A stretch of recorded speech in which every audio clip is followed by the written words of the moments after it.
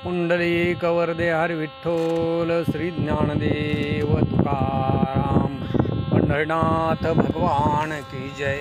प्रभु रामचंद्र भगवान की जय। पवनसूत हनुमान की जय। उमापति महादेव की जय। अवधूत चिंतन श्री गुरुदेव दत्त। श्री गणेशाय नमः। श्री सरस्वते नमः। श्री सद्गुरु रामचंद्राय नमः। श्री गुरुभ्यो नमः। श्री नवनाथ कथा सार अध्याय 38। श्री गणेशाय नमः। श्री सरस्वते नमः। श्री सद्गुरु रामचंद्राय नमः। श्री गुरुभ्यो नमः। अध्यायाच्या सुरुवातीला ग्रंथकर्ते भगवंताची स्तुती स्तवन आणि जय जयकार करू लागलेले आहेत। हे भगवंता, तू कसा आहेस? दयेचा सागर आहेस। भक्त त्या भक्तांच्या दुःखाचं भंजन करणारा तू आहेस। तुझा जय जयकार असो। आणि पुढचा ग्रंथ सांगण्यासाठी मला तू चालना दे। पाठीमागच्या अध्यायामध्ये वडसिद्ध नागनाथ यांना दत्त महाराज भेटले, विद्येचा अभ्यास दिला आणि नाथपंथाची दीक्षा दिली। याच्यानंतर पुढं मच्छिंद्रनाथांच्या बरोबर वडसिद्ध नागनाथांचं युद्ध झालं। त्यावेळेला सिद्ध उत्पन्न करून साबरी विद्या जी आहे ती साबरी विद्या सिद्धांना अर्पण केली। याच्यानंतर श्रोत्यांनी पुढं जे कथन झालेलं आहे ते कथन ऐका। पूर्वी दक्षाच्या घरी विवाहाच्या निमित्तानं मंगळ कार्य लग्नविधीच्या वेळेला हिमालयाची मुलगी आणि तिच्या लग्नाची वेळ, तेव्हा देव दानव मानव यांना पाचारण केलेलं होतं आणि त्याच्यामुळं दक्ष राजानं त्या दक्ष राजाची नगरी देवांनी मानवांनी हरिहर सगळ्यांनी भरून गेलेली। सभेच्या ठिकाणी सगळेजण बसलेले होते आणि मग असे सर्वजण बसलेले असताना त्याच्यामध्ये पार्वती ही बसलेली होती। त्या लग्न मंडपामध्ये ती नोरी आणि दिसू लागलेली आहे, पण ती पार्वती नोरी स्वरूपाची खाण चंद्रकला नक्षत्रगणामध्ये जसा चंद्र दिसावा आणि तशा पद्धतीनं विजेसारखी तेजस्वी दिसू लागलेली आहे। सहस्र हजारो विजांचा पाळा एकत्र केला की काय अशी ती अतिशय सुंदर दिसू लागलेली आहे की प्रत्यक्ष सूर्य लहान झालेला आहे आणि तोच तिच्यामध्ये येऊन वास्तव्य करू लागलेला आहे असं वाटू लागलेलं आहे। अशी लावण्याचा गाभा ती जगन्माता पार्वती सभेमध्ये बसलेली आहे। तिचं ते स्वरूप ब्रह्मदेवांनी पाहिलं आणि तिचं स्वरूप पाहिल्याच्या नंतर ब्रह्मदेवाच्या मनामध्ये काम उत्पन्न झाला। कामानं ब्रह्मदेव विरळ झाले आणि मग तिथं काही विचार राहिला नाही। त्याच वेळेला ब्रह्मदेवाच्या इंद्रियावरचा ताबा सुटलेला आहे आणि मग विरह काम झालेला आहे ब्रह्मदेवाचा। अधीर झालेला आहे ब्रह्मदेव आणि मग वीर्यपतन झालं, ते जमिनीवरती पडलं गेलेलं आहे आणि मग ब्रह्मदेवाला लाज वाटू लागलेली आहे।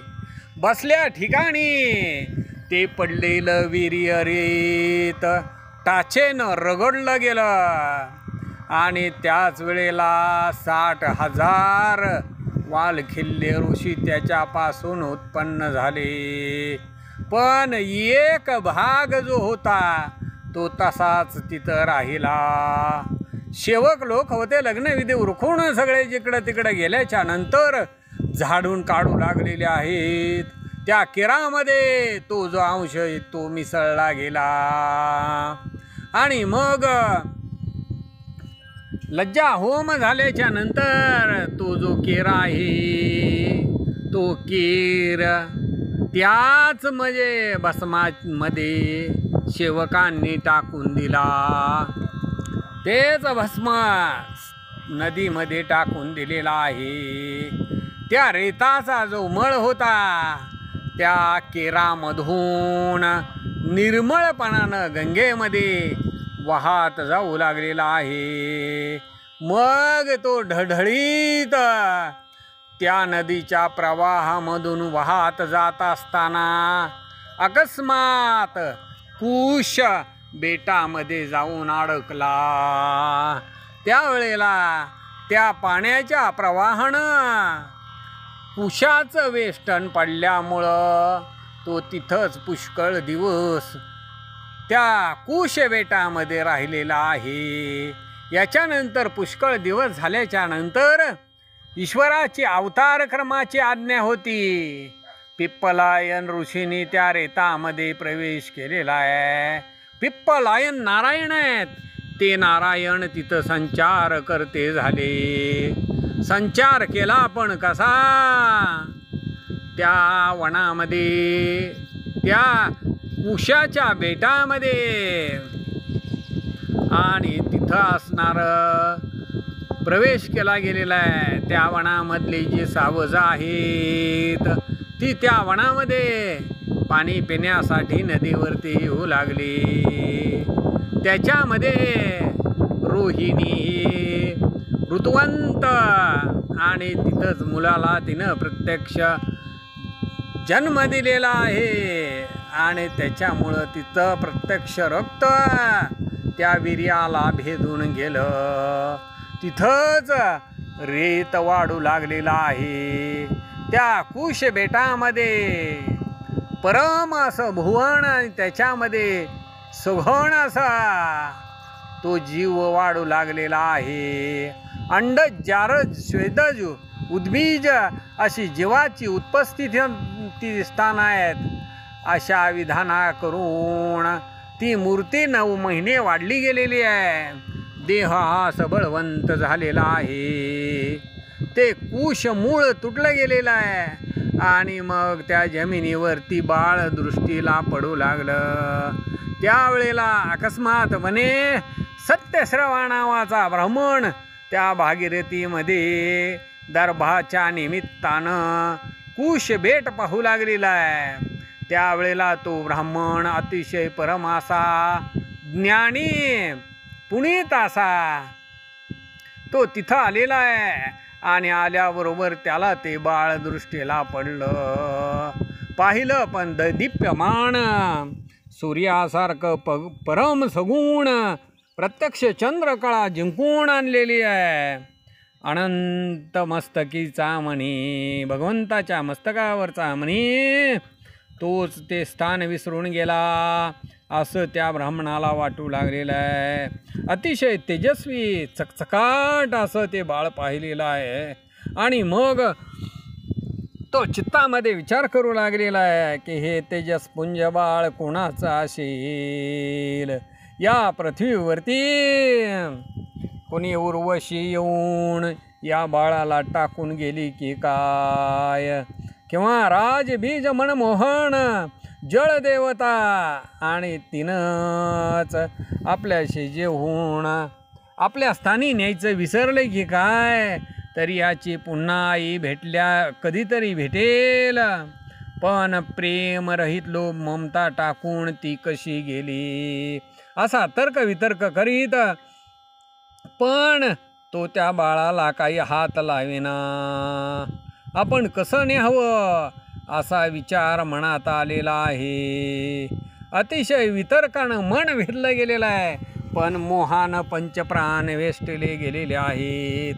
चित्तामध्ये मोह निर्माण झालेला आहे की या बाळाला इथं सोडून कसं जावं. अतिशय कर्कश असं अरण्य आहे. या भागीरथी नदीच्या तीरावरती अनेक प्राणी पाणी पिण्यासाठी येतात. त्यांची जर दृष्टी याच्यावरती पडली तर ते प्राणी याचा घात करतील. आणि म्हणून या बाळाला सोडून कसं जावं असा मोह चित्तामध्ये निर्माण झाला. पण स्पर्श करायला भीती वाटू लागली आणि चित्तामध्ये म्हणू लागलेलं आहे की काय होईल कसं होईल काही कळेना. अशा प्रकरणी शंकित मन त्याचं झालेलं आहे. बाळाच्या जवळ उभा आहे. पण त्याच वेळेला स्वर्गाचे देव हे सगळं बघू लागलेले आहेत. बाळ रडू लागलेला, हातपाय नाचू लागलेला आहे. ते स्वर्गातले देव पाहून नमस्कार करू लागले. म्हणू लागले हा पिप्पलायन नारायण आहे. आज याचे पाय आम्हाला बघायला मिळाले. तरी आजचा दिवस हा अतिशय परमसुदीन आहे. आम्ही कृत्य झालो. मग सर्वांनी जे जयकार केलेला आहे. फुलांचा वर्षाव करू लागले. अपार अशी फुलं त्या कुशभेटावरती पडलेली आहेत. ब्राह्मणावरती बाळाच्या अंगावरती अपरिमित अशी फुलं पडलेली आहेत. आणि मग ती सगळी फुलं बाजूला काढलेली आहेत. पण त्यावेळेला ब्राह्मण दचकला गेलेला आहे. चित्तामध्ये विचार करू लागलेला आहे कसं हे बाळाचं प्रकरण आहे. हे कोणीतरी भूत आहे. आणि म्हणून अकस्मातपणे येऊन कुणीकडून तरी फुलांचा वर्षाव होतो आहे. अशी भीती चित्तामध्ये बाळगून तो नगराच्या बाजूनं पळू लागलेला आहे. कशाचं दरभण कशाचं काय आहे. तर अतिशय तळमळून त्यानं पळ काढलेला आहे. ते सर्व देवांनी पाहिलं. गदगदा हसू लागलेले आहेत. सत्यस्रवाला पळताना म्हणू लागले हे सत्यस्रवा उभा राहा पळू नको. हे सत्यस्रवानं शब्द ऐकलेले आहे. अतिशय घाबरला गेलेला आहे. उलथून पडलेला आहे.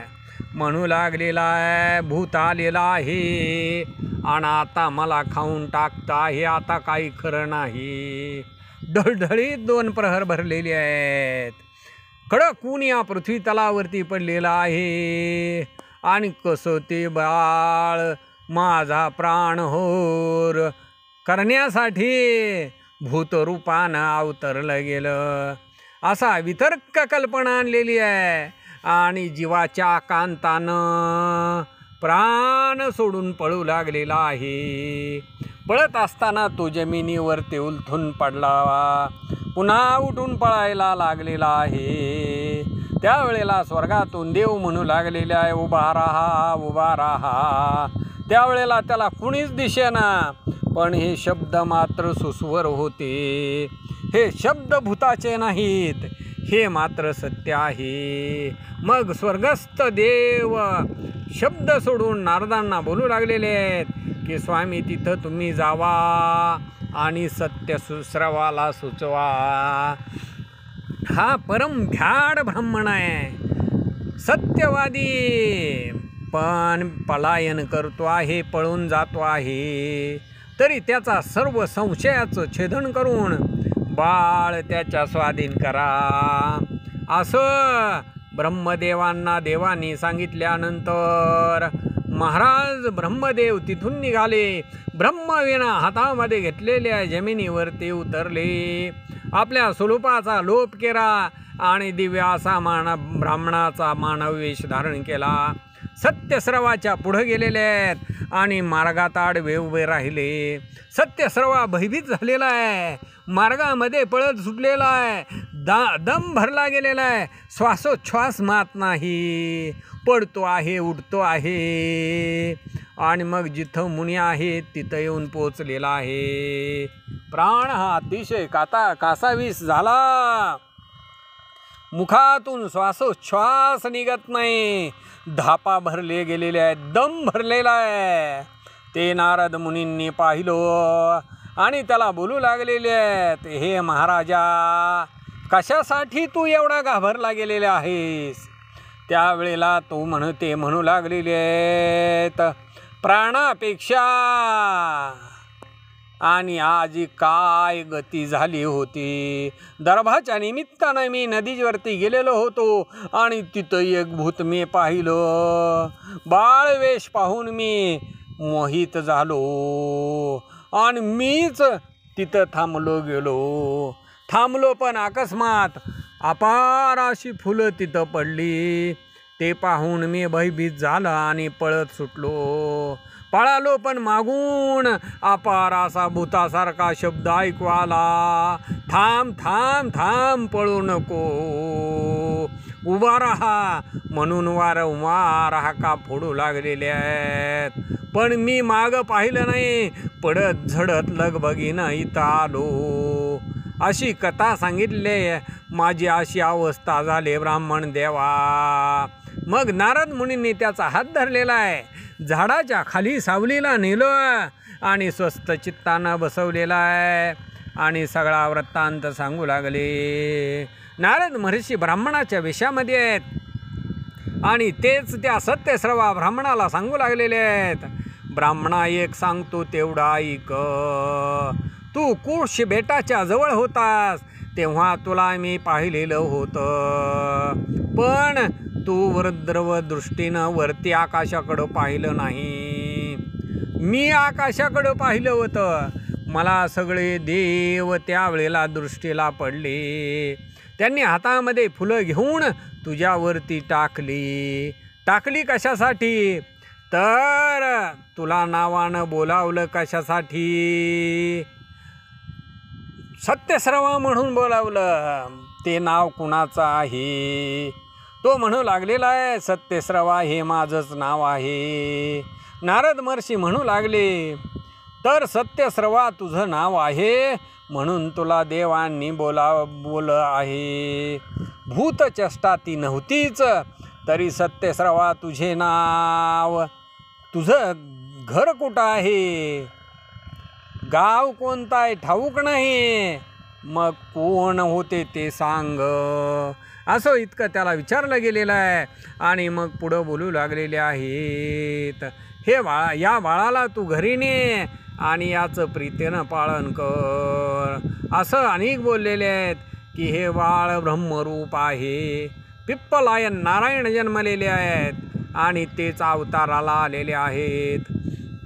तरी सगळा संशय सोडून बाळाला तू घरी घेऊन जा, याचं संगोपन कर, सर्व सिद्धी तुला प्राप्त होतील.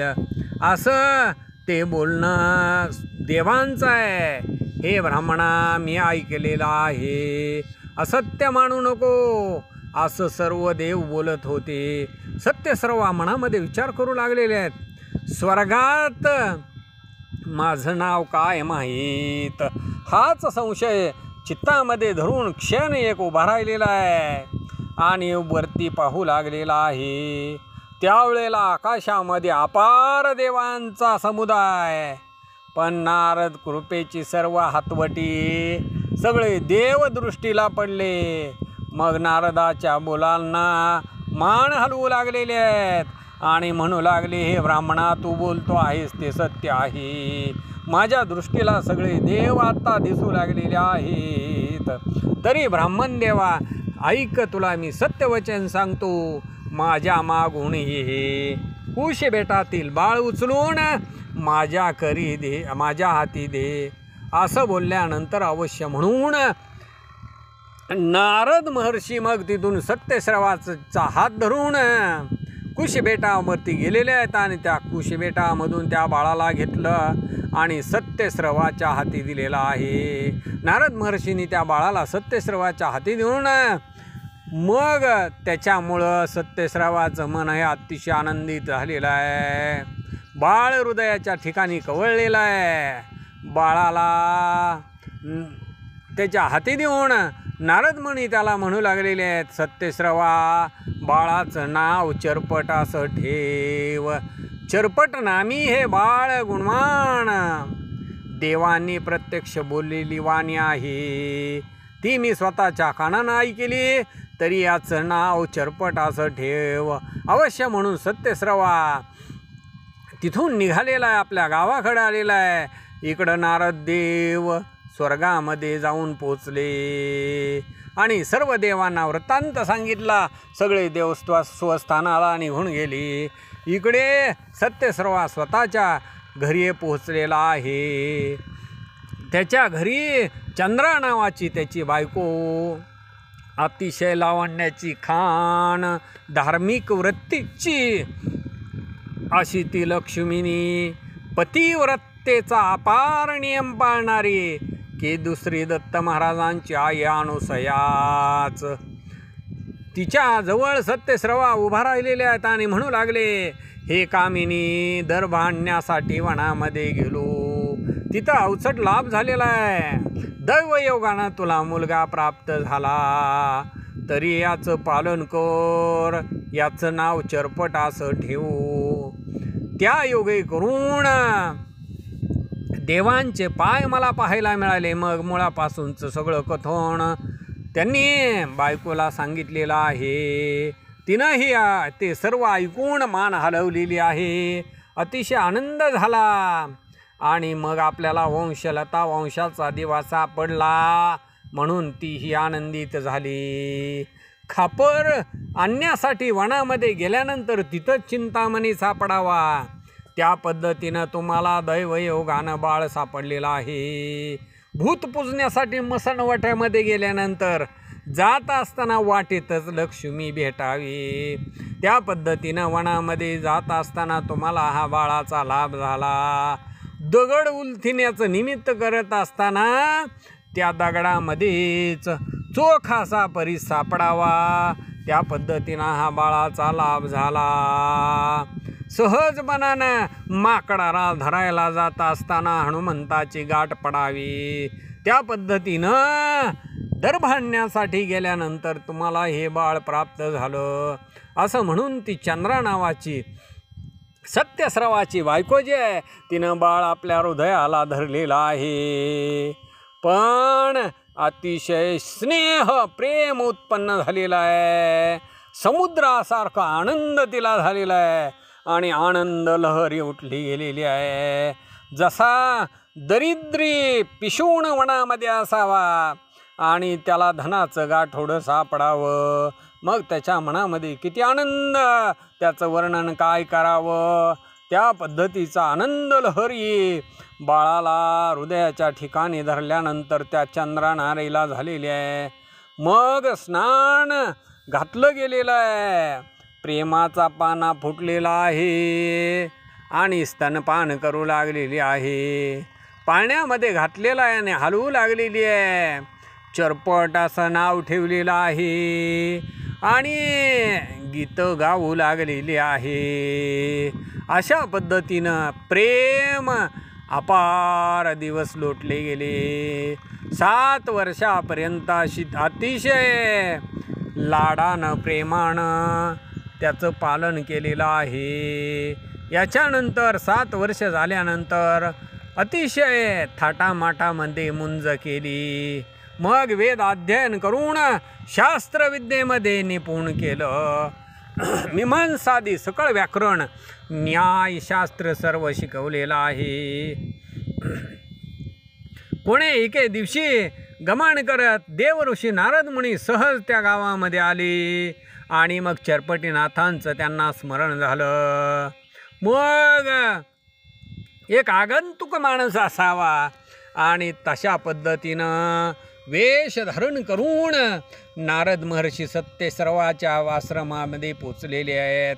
त्यावेळेला चरपट हे 12 वर्षाचे महातेजस्वी दिसू लागले आणि मग ब्राह्मण वेशामध्ये ग्रहभक्ती आणि ती सर्व चरपटनाथांनी पूर्ण केलेली आहे. त्याच वेळेला सुगम अशी विद्येची दैदिप्य शक्ती आणि तीही दिसू लागली. ब्रह्मरेत उदय प्राणी आणि म्हणून माझाच हा बंधू आहे असं नारद मुनी म्हणू लागले. त्या मोहाची सकळ करणी आणि चरपटनाथांना पाहिलं परम आनंद मनामध्ये झालेला आहे. आणि मग बद्रिक आश्रमामध्ये नारद मुनी गेले. त्यावेळेला दत्त महाराजांनी मच्छिंद्रनाथ त्यांना दृष्टीनं पाहिलेलं आहे. मग भावे करून त्यावेळेला उभयतांना नारद महर्षी भेटले पण प्रेमाचा लोट लोटला गेलेला आहे. जवळ त्यांच्या पंक्तीला बसलेले आहेत. आणि मग मच्छिंद्रनाथ, महादेव, दत्त महाराज आणि नारद महर्षी चौघा जणांचा मेळ झालेला आहे. पण चौघही एकाच अभ्यासीत दीक्षावंत पूर्ण संन्यासी वैष्णव नामी आणि भागवतदेशी प्रताप सूर्य आहेत. की निधी परीस चिंतामणी की चौथा कौस्तुभ वैडूर्य खाणी असे चौघेजण एका आसनावरती बसले गेलेले आहेत. आणि मग बोलत असताना ती चरपटाची वार्ता नारद महर्षींनी मुळापासून सर्व कथन त्या तिघांना सांगितलं. अशी वार्ता ऐकल्यानंतर महादेव दत्त महाराजांना बोलू लागलेले आहेत की तुम्ही नवनारायणात त्या नारायणांना सनात केलेलं आहे. तो पिप्पलायन नारायण हा चरपट नाम अवताराला आलेला आहे. तरी आता सनात करून त्याचं कल्याण करा असं महादेव दत्त महाराजांना बोललेले आहेत. की महाराजा पश्चाताप झाल्याशिवाय हित प्राप्त होत नाही. तरी चरपटाला पश्चाताप अजून प्राप्त झालेला नाही. कारण जोपर्यंत तो आईबापाच्या जवळ आहे तोपर्यंत त्याला पश्चाताप होणार नाही. आणि मग माझ्या अनुग्रहाचा लोप होईल.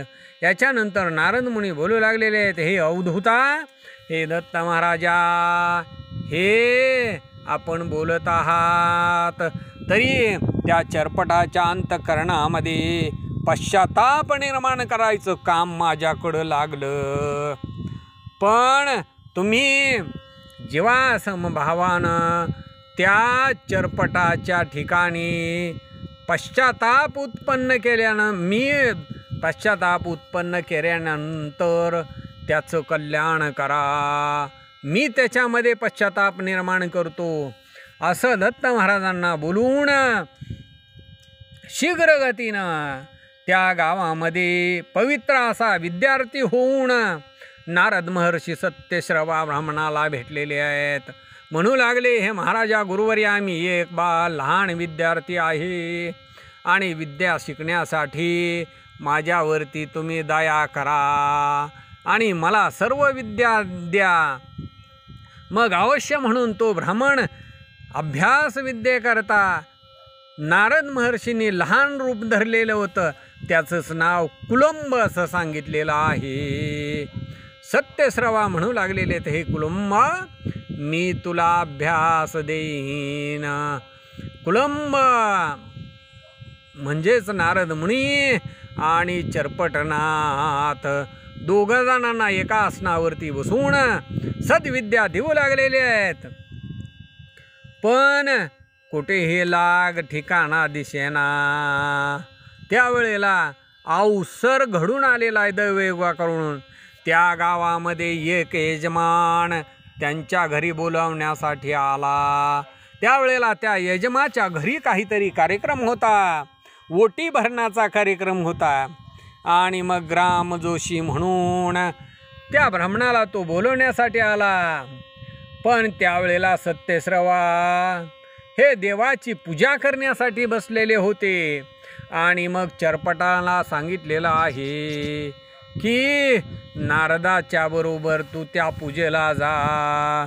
चरपट हे त्या घरी धार्मिक विधी उरकावा म्हणून जाऊ लागले. त्याच्यानंतर यजमान हा दक्षिणा पाणी देईल. नारदांनी ती संधी पाहिलेली आहे आणि मग त्यांना स्मरण झालं की चरपटाच्या मनामध्ये कधीही कलह नव्हता, पण नारद महर्षी आहेत. नारद महर्षी म्हणल्यावरती तर काय कमी आहे. आणि मग ज्या कार्यासाठी बसले होते नारद महर्षी चरपटाला बोलू लागलेले आहेत की दक्षिणा तू कशी घेशील. हे योग पुरुषा योगने ज्ञाना, जरी तू दक्षिणा घेतलीस तरी ते योग्य वाटणार नाही. आपण उभयता दोघे अज्ञान विद्यार्थी आहोत आणि त्याच्यामुळं आपल्याला किती दक्षिणा घ्यावी हे मात्र माहिती नाही. तरी उगाच चरपटनाथा चल, सत्यश्रवा येतील आणि दक्षिणा घेऊन जातील. चरपट म्हणू लागलेलं आहे की रिकाम्या हाताने कसं जावं. नारद म्हणू लागलेले आहेत तू जर दक्षिणा घेतली आणि ती जर तुझ्या वडिलाला मान्य झाली नाही तर मग काय करशील. तेव्हा चरपटना म्हणू लागलेले आहेत की मी कसर करून अट्टहास करून दक्षिणा घेईल, कसरत करून 1.25 पट द्रव्य आणि वडिला पुढं नेऊन ठेवीन. आणि मग ते काय मला वाकडं बोलतील का, उलट भलेपणा धावतील. आणि मग ती दक्षिणा जर लहान तर मग ती मात्र दोघांच्या स्वरूपाप्रमाणे. आणि त्याच्यामुळं चरपटनाथ मनामध्ये खिन्न झाले आणि त्या धार्मिक त्या यजमानाला बोलू लागलेले आहेत. दोघांचं असं भाषण चालू झालेलं आहे. तो यजमान दक्षिणा घेऊन आलेला आहे, चरपटाच्या हातामध्ये देऊ लागलेला आहे. ती थोडीशी दक्षिणा पाहिली. आधीच नारद महर्षींनी कळ लावलेली होती, अंतकरणामध्ये कळ लावून ठेवलेली होती. त्याच्यावरती थोडीशी दक्षिणा पाहिली, भयंकर राग आला. नारद महर्षींनी अगोदरच बी पेरून ठेवलेलं होतं आणि त्याच्यामुळं सहज रागाचा जे झाड आहे ते उगवलं गेलं. कलह उत्पन्न झाला, भांडण चालू झालं. मग यजमानाला चरपट म्हणू लागलेले आहेत की तुम्ही आम्हाला ओळखलेलं नाही, काय कार्य कुणाच्या हातून करावं, कुणाला काय दान द्यावं हे सुद्धा तुम्हाला कळत नाही. यजमान म्हणू लागलेले आहेत ऐक भटा, याचकाला किती पैसा द्यायचा. आणि म्हणून दाता ते मला माहीत आहे, पण देणारा जर करंटा असला तर मग याचकानं काय करावं असं चरपटनाथ म्हणू लागलेले आहेत. ते म्हणू लागले तुझ्यामध्ये सामर्थ्य नव्हतं तरी तू हे कार्य केलंच कशाला. अशा पद्धतीनं बोलत असताना दोघांच्यामध्ये अपार असं भांडण लागलेलं आहे. नारद महर्षी तिथून निघाले, सत्यश्रवा ब्राह्मणाच्या जवळ गेलेले आहेत आणि ब्राह्मणाला सांगू लागले. चरपटानं तो यजमान दुखवला गेलेला आहे, त्याला धड धड धड बोलू लागलेले आहेत. मला तर काही बरी धडगत दिसेना. असंतुष्ट ब्राह्मण हा नष्ट असतो असं वरिष्ठ सगळे बोलतात. तरी चरपटानं हे भ्रष्ट केलं. यजमानाचं कृत्य हे सर्वस्वी असंतुष्ट केलेलं आहे. आपण याचकाने संतुष्ट वृत्तीनं सदा असावं लागतं. आणि असा जर आर्जव केला तर मग काही घडत नाही आणि तेच आज घडलेलं आहे. असं नारद मुनी बोलल्याच्या नंतर त्या सत्यश्रवा ब्राह्मणाला भयंकर राग आलेला आहे. तत्काळ देवपूजा सोडलेली आहे आणि ज्या यजमानाच्या घरी कार्य होतं त्या यजमानाच्या घरी गेले. तो यजमान आणि मुलगा एकमेकांना बोलू लागलेले आहेत, भांडण चालू आहे.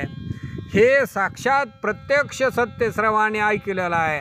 मग भयंकर राग चढला गेला आधीच धडधडीत अग्नी आणि त्याच्यावरती तेल टाकावं आणि मग त्याचा भडका काय बघावा. अगोदरच दारू पिऊन उन्मत्त झालेला आहे आणि त्याच्यामध्ये त्याच्या अंगात भूत शिरावं. ती अवस्था सत्यस्रवाची झालेली आहे. भयंकर रागाला चढला गेलेला आहे आणि पुढं जाऊन चरपटाच्या कानाखाली मारलेली आहे. खाडकण मुखावरती चापट मारली.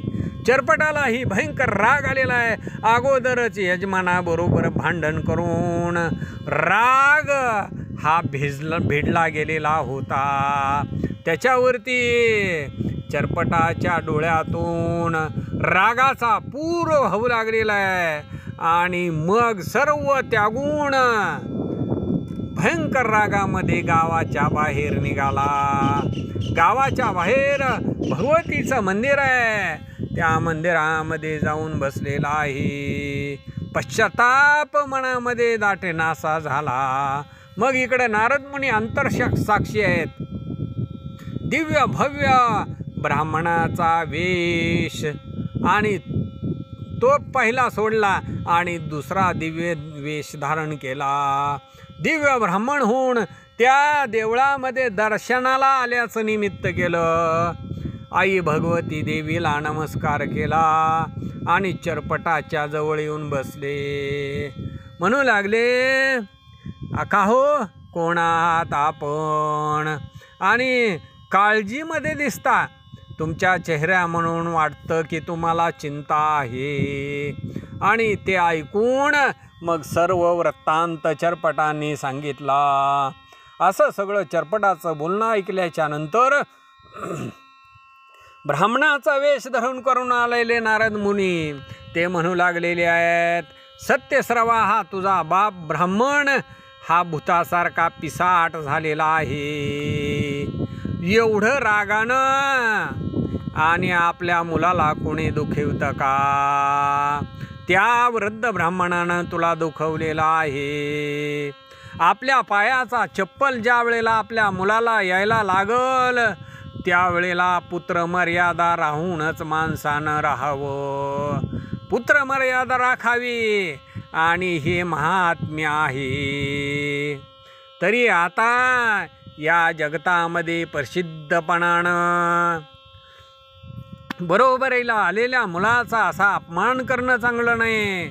तरी तो वृद्ध म्हातारा बाप तुझा बुद्धी भ्रष्ट आहे, मतिमंद आहे, तरी आशाचा संग त्यागावा आणि तू महान अशा वनामध्ये निघून जावं.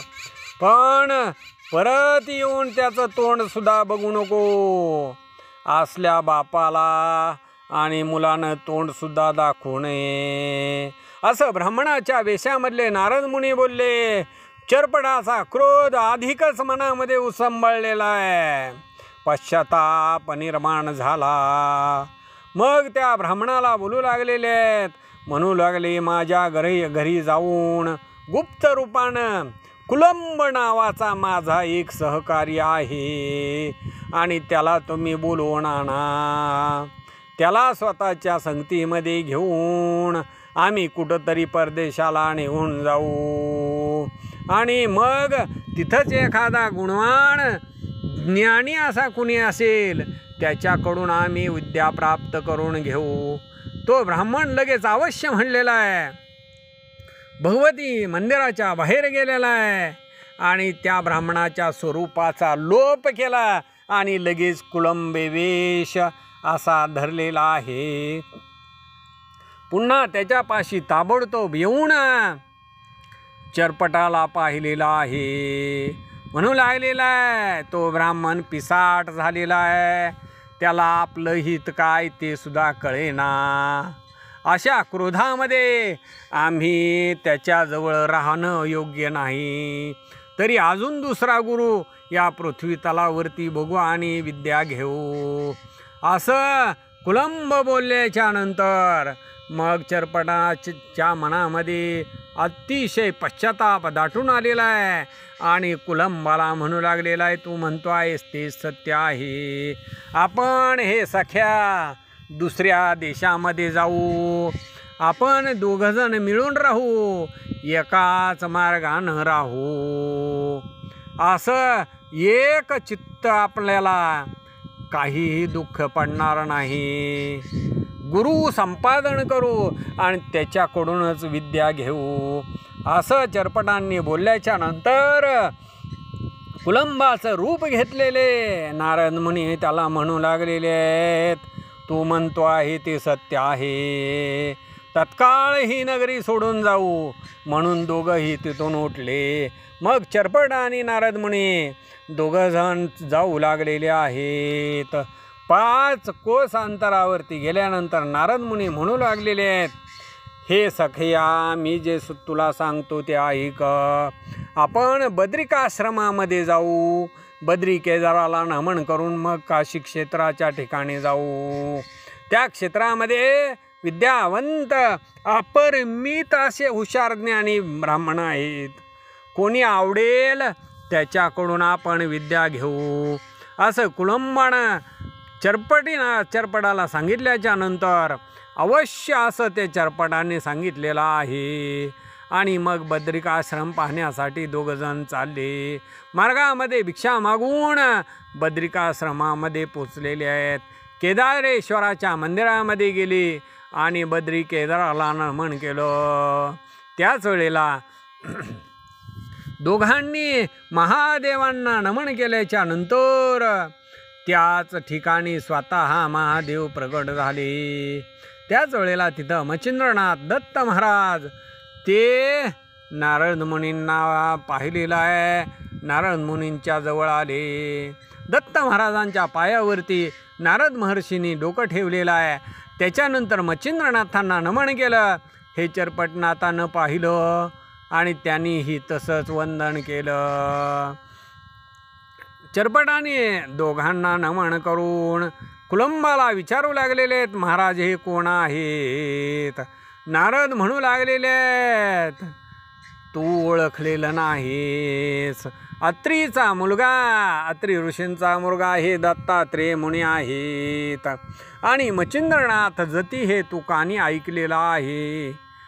तोची हा ब्राह्मण आहे. यानंतर मी देव ऋषी नारद आहे. त्यावेळेला तुझं कार्य करण्यासाठी मी कुलंबाचा मानवाचा देह धरला होता. असं चरपटाने वचन ऐकल्यानंतर कुलंबाच्या पायावरती डोकं ठेवलेलं आहे. म्हणू लागले, महाराजा स्वतःचं स्वरूप दाखवून मला सनात करा. नारद म्हणू लागले, ऐक वचन, आम्ही तुला आमचं त्रिवर्गाचं स्वरूप दाखवू, पण गुरुप्रसादाशिवाय ते तुला पाहता येणार नाही. तरी गुरुप्रसाद मंत्र तुझ्या कानामध्ये प्राप्त व्हावा लागेल. मग आम्हीच काय, हे त्रिभुवन तुला ब्रह्मस्वरूप भासू लागेल. याच्यानंतर चरपटनाथ बोलू लागलेले आहेत की मी कोणता गुरु येथे पाहू? तुम्हापेक्षा प्रतिष्ठावान या त्रिभुवनामध्ये दुसरा कोणी नाही. तरी मला अनुग्रह इथं द्यावा आणि कायमस्वरूपी मला सनात करावं. नारद महर्षी दत्त महाराजांना म्हणू लागलेले आहेत की आता आपलं कार्य पूर्ण करा. असं नारद मुनी बोलले आणि दत्त महाराजांनी कृपा करून चरपटीच्या डोक्यावरती आणि वरदानाचा हात ठेवलेला आहे. संकल्पित स्थितीत तन म्हण काया वाचा जीवित्व प्राण चित्त बुद्धी अंतःकरण संकल्पामध्ये ओन घेतले. मग वरदानाचा हात डोक्यावरती ठेवलेला आहे. कानामध्ये मंत्रावळी सांगितलेली आहे. त्याच वेळेला अज्ञान सगळं संपून गेलं. ब्रह्मदर्शन खुणा व्यक्त झालेले आहेत आणि तशाच पद्धतीनं सत्यत्व हे देखलं पाहिलं गेलेलं आहे. लखलखित तेज अद्भुत सूर्यासारखं औदुंबरीचा ठाव सोडून या पृथ्वीवरती दत्त महाराज दिसू लागलेले आहेत समोर. आणि त्याच पद्धतीनं विधी पुत्र नारद महर्षी त्याच तेजानं पाहू लागले. ते चिरपटनाथांनी तेजस्विता पाहिलेले आहेत आणि त्रिवर्गाच्या दत्त महाराज मच्छिंद्रनाथाने नारद महर्षींच्या पायावरती माटा ठेवला. तो अवसर पाहिलेला आहे आणि त्याच वेळेला स्वतः महादेव तिथं प्रकट झाले. महादेव प्रकट झाले आणि चरपटाला मच्छिंद्रनाथ सांगू लागलेले आहेत, हेच 10 हात असणारे पंचवदन कृपामूर्ती यांना तू नमन कर.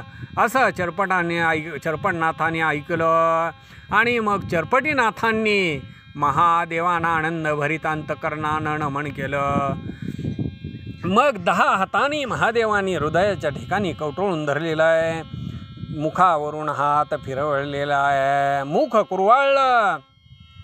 त्याच्यानंतर दत्त महाराजांनाही हृदयाच्या ठिकाणी धरलेला आहे आणि म्हणू लागलेले आहेत.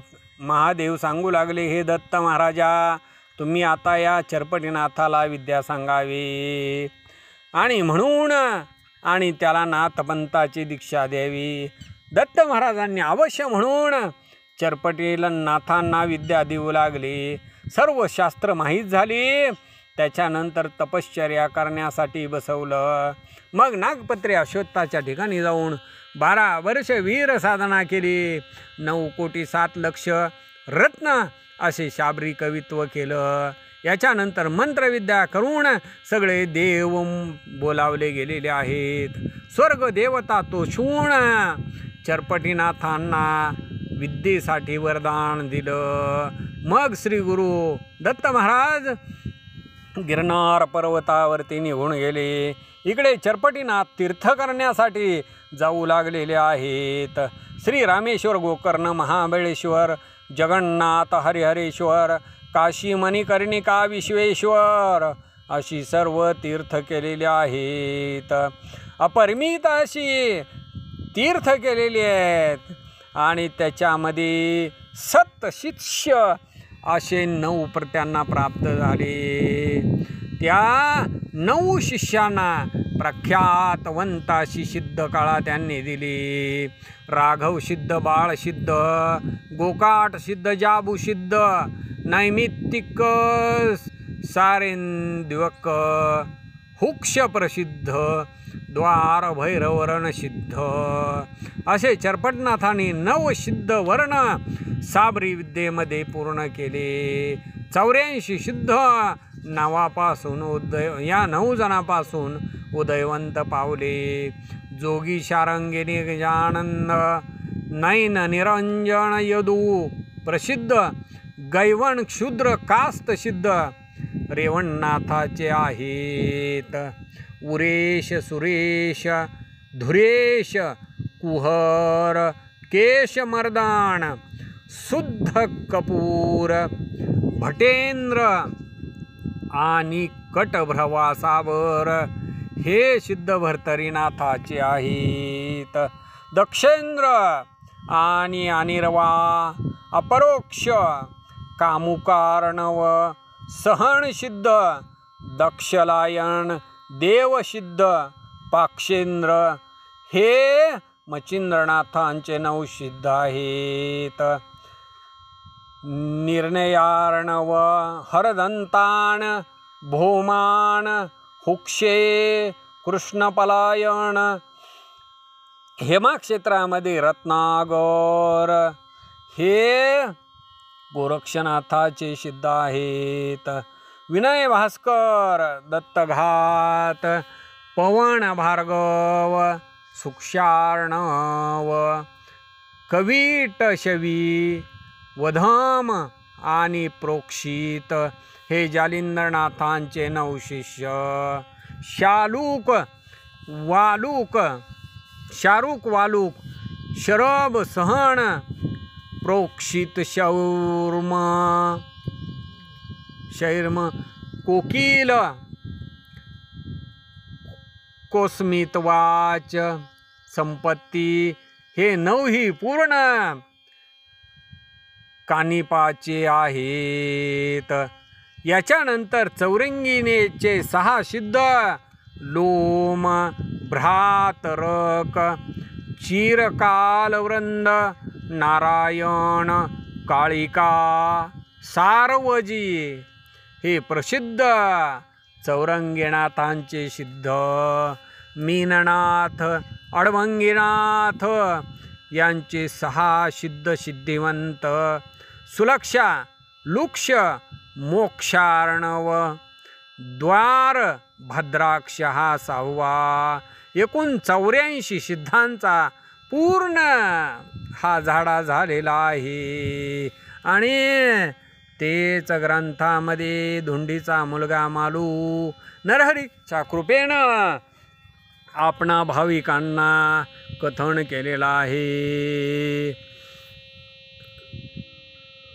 तेच भाविक सदा चतुर असे परिसोत. 38तमो अध्याय गोडहा. श्रीकृष्णार्पणमस्तु. श्री नवनाथ भक्तिकथासार 38तमो अध्याय गोडहा. पुंडलीक वरदे हरी विठ्ठल. श्री ज्ञानदेव तुकाराम.